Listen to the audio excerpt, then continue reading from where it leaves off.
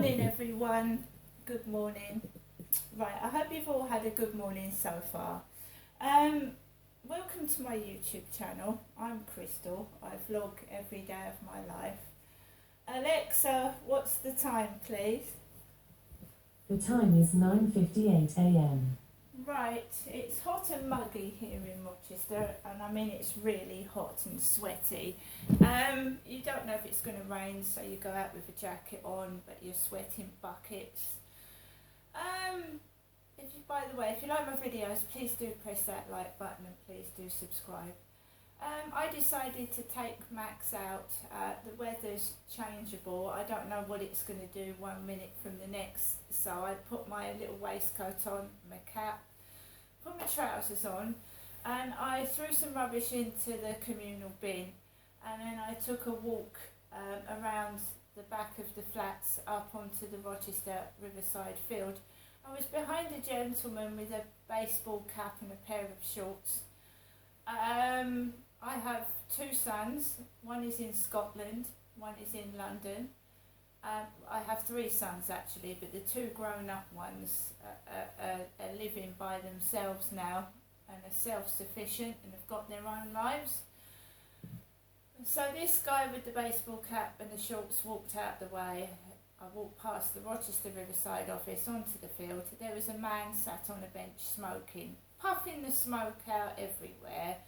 The builders are working and they're using a strong adhesive or something that really stinks. It makes you feel off your head, your eyes water. I felt faint. It like burnt my sinuses, whatever they're using to glue the flats together. You can smell strong adhesive, like a really strong glue smell, but rubbery glue. I got onto the field. There was one young lady walking in front of me. I took pictures of the Scotline boat, which was docked, and they were putting cargo onto it. And the other boat was setting sail for somewhere. So I was just taking photographs of boats and of the scenery, nothing else. I wasn't videotaping anyone. I was just going for a walk, you know, taking photographs as long as when I went around the field of nature. So a big stocky jogger in black shorts and a black t-shirt, big stocky with black hair, was running around the field, so I dodged him, walked around the field, and as I was my son came to visit me with two of his friends about a week ago, and there's a chair on the Rochester Riverside field. Someone's discarded like a balcony chair on the field. So me and my son and his two mates were sat in the corner, and my son sat on the chair, so did I, and we all had a chat together, right, outside when it was hot and sunny the other day. So sat in this chair today was an old man with grey hair, with a blue shorts and a blue t-shirt, and he'd sat there with his brown curly haired dog. So when my son and I were chatting with two of his male mates, there was an old guy sat in the chair with two curly haired dogs, and I just walked past him, and the builders were bang, bang, bang, bang, banging, drill, drill, drill, drill, drilling, and I took no notice because he might have just wanted to sat there, and he was put his dog on the ledge where the riverside is. The dog could have jumped over into the river, so the dog was on the ledge where the river is. The other dog was sat near him, and he was sat in the balcony chair that's been discarded, just sat there like that, and I just walked past him. Today was the day that I arranged to meet Charlie and his female friend outside Costa's at 4 o'clock this afternoon. I don't know if that's still going to happen, because the lady said that she was going to ring me and arranged to have a Costa in Costa Coffee, Rochester Riverside. So I told you, Charlie talked to me on the field a week ago. I went round to his flat to have a chat with the female friend that he's got, and she said that it'd be nice for the three of us to go into Costa Coffee together. And she'd arranged that for 4 o'clock this afternoon, but I haven't heard anything since last week. And remember that Charlie walked me home the day that my second to eldest son came to visit me. And when he heard my son on the phone, Charlie went back. Because normally he tries to walk around the field with me with those builders watching on the top, like laughing and cheering and watching. So it's all like funny, isn't it? I go to visit Charlie's female friend for a chat. Charlie walks me around the riverside, around the field, and the builders are watching him try to hold my hand and kiss me. Well, that's what happened last time, and I don't let that happen. My son happened to phone while I was in Charlie's flat. He phoned me while I was in there.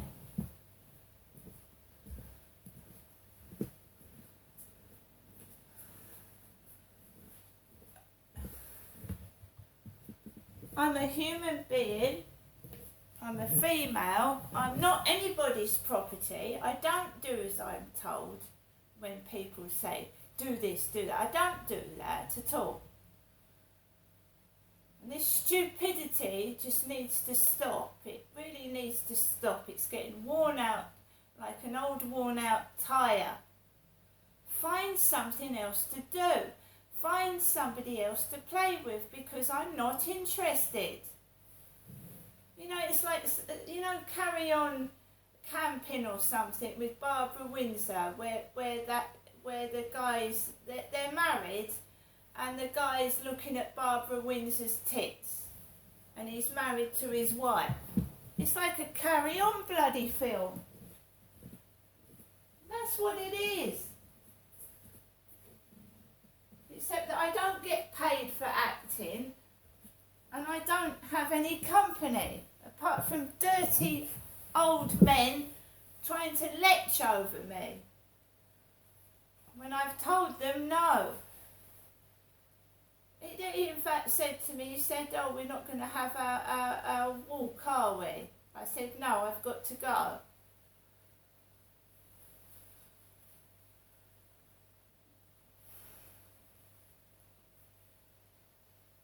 Right, so I came back. I've come back into my flat, and as usual, if I don't do as I'm told, I get punished. No company, whatever. My post box, my mailbox still hasn't been fixed.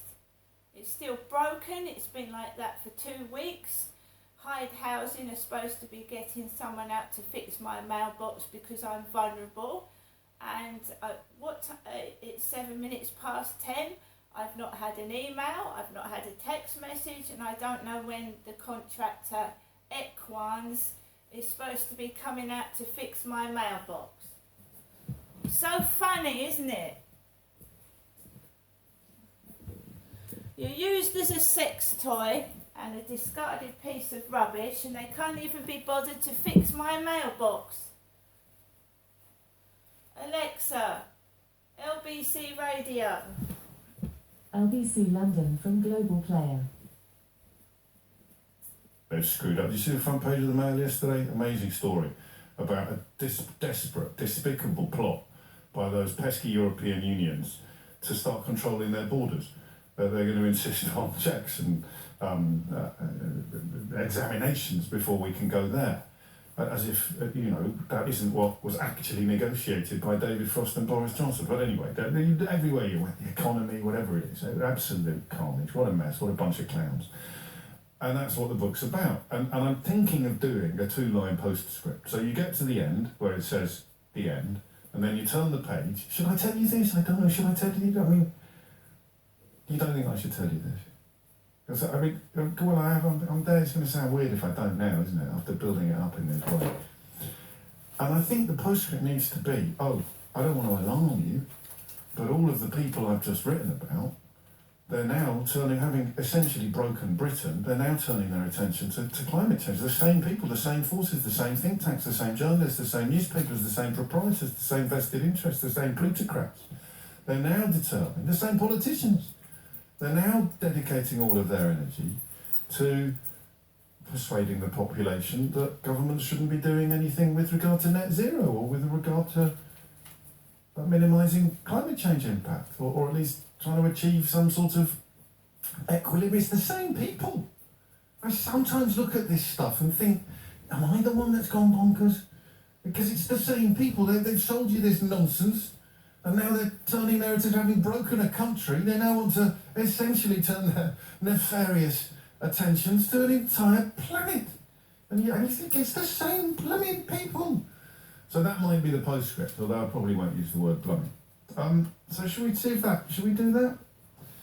Listen, I was in Greece for a fortnight. I flew there. I'm conscious of the fact that we should all be going everywhere by pedalo these days in order to be able to retain the right to express any concerns whatsoever about climate change. I think, once a year on a plane is our limit at the moment, I think. And even that's probably too much, but that's not what the conversation is going to be about today. The conversation is going to be about the government's decision to drill in the North Sea. And I'd like to have a thoughtful conversation. We may do low traffic networks, low traffic neighbourhood to 11, or possibly 12, or maybe never. What intrigues me about this is the grey area. So Ed Miliband can talk about a culture war on climate to make up for 13 years of failed Tory energy policy. But when Rishi Sunak talks about energy security, I do find myself nodding along. I do find myself thinking, I'd rather that we weren't dependent on, for example, Vladimir Putin or Saudi Arabia or other Gulf states. I'd rather that we did actually have a little bit more energy security of our own. And then another voice pops up in my, well played, Tony. Tony says, welcome back, James. Those low traffic neighbourhoods are just a load of bollocks. Another voice pops up in my head that says, yes, well, you can be energy secure, you can improve or you can enhance energy security without going after more fossil fuels. And that's where there is genuine clear blue water between Labour and the Conservatives on this. The 13 years, if you like, of failed Tory energy policy, as Ed Miliband puts it, you could be improving energy security by doing more sustainable energy, couldn't you? So I've got a genuine question here. It's not a particularly sophisticated question. It's the hardy perennial of radio phoning questions. It's what do you think about this? Because the reason I mentioned that I was in Greece was because the fires were spectacular and awful. Now, Greece is no stranger to forest fires. They often happen, and I saw some speculation or possibly even reports, forgive me, I was on holiday, that some of them may have been started by arsonists, which some very stupid people, and I say that with great affection, some very stupid people take that as evidence that the climate change argument is being exaggerated. The point that, if you'd allow me to explain very briefly for anyone who is capable of understanding the simplest concepts but has somehow signed up to the it was arson argument, the point is that if I set fire to that little bit of scrub there, that little tree, right, I set fire to that little tree there, then in a world that hasn't been changed by climate change, the fire would not spread at a rate of knots through tinder-dry foliage and forests that have received less rain than they've received in generations. That's the point. It doesn't really matter how it starts. It's what... Right, guys, as I said, I feel like I'm just used as a bit of fun, a bit of an entertainment, but I get on with my life even so. As I said, I was supposed to meet Charlie and his female friend outside Costa Coffee at 4 o'clock this afternoon. I haven't heard from Charlie or his girlfriend since last week when my son came down to visit me. However, don't think that I haven't got any money and that I am not eating, because here are two £5 notes and they still haven't got King Charles's head on them. And I've also got I've got £5 in coins and some more coinage as well. So, if Charlie doesn't turn up with his female friends, I've got money to get myself something later on today or even tomorrow morning, right? Because Charlie's friend said to me that she might pay for the drinks the first time, or we can go half, or Dutch, as she called it. And remember that Princess Diana was called Dutch. People called Princess Diana Dutch. That was one of Princess Diana's nicknames. So Charlie's female friend said we could go Dutch, which is half and half. So do you get where I'm coming from? What they're all doing?